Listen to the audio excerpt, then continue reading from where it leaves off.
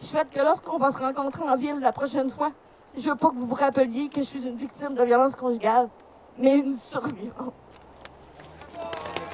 Elles étaient près d'une soixantaine à marcher contre la violence faite aux femmes mercredi après-midi dans les rues d'Amos. 34 ans jour pour jour après la tuerie de 14 femmes à Polytechnique Montréal, le devoir de commémoration se fait toujours autant ressentir. Pour nous, c'est important de faire cette marche-là pour clôturer la campagne de sensibilisation, mais aussi pour montrer aux gens que la violence, elle existe encore.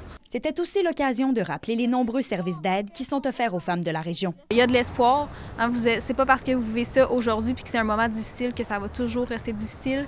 Osez demander de l'aide, que ce soit à nous, à la Maison Micana, que ce soit au Calax ou à n'importe quelle autre ressource. C'est vraiment des places où est-ce qu'on vous accueille à bras ouverts, sans jugement, on respecte votre rythme. Vous n'avez pas besoin d'avoir dénoncé ou de vouloir dénoncer la situation.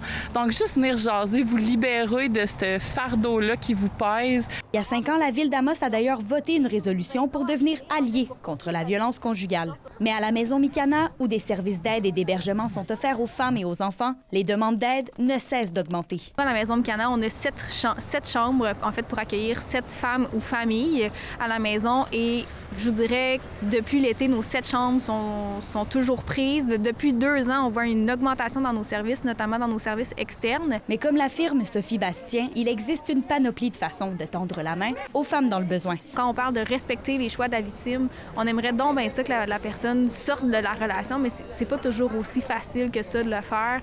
On parle aussi de ne pas jouer à l'enquêteur. Hein. Ça, c'est le travail des policiers. Donc, c'est pas à vous, comme proche ou comme témoin, d'aller creuser pour savoir tout en détail. Hein. On doit respecter le rythme de la victime aussi. Dans cette lutte à la violence faite aux femmes, l'enjeu des maisons d'hébergement de deuxième étape demeure à surveiller. Rappelons que plus tôt cette semaine, l'inaction gouvernementale qui menace près de 200 places en maisons d'hébergement a largement été critiquée par des organismes œuvrant auprès des femmes. Kémilia Laliberté, RNC Nouvelles, à Amos.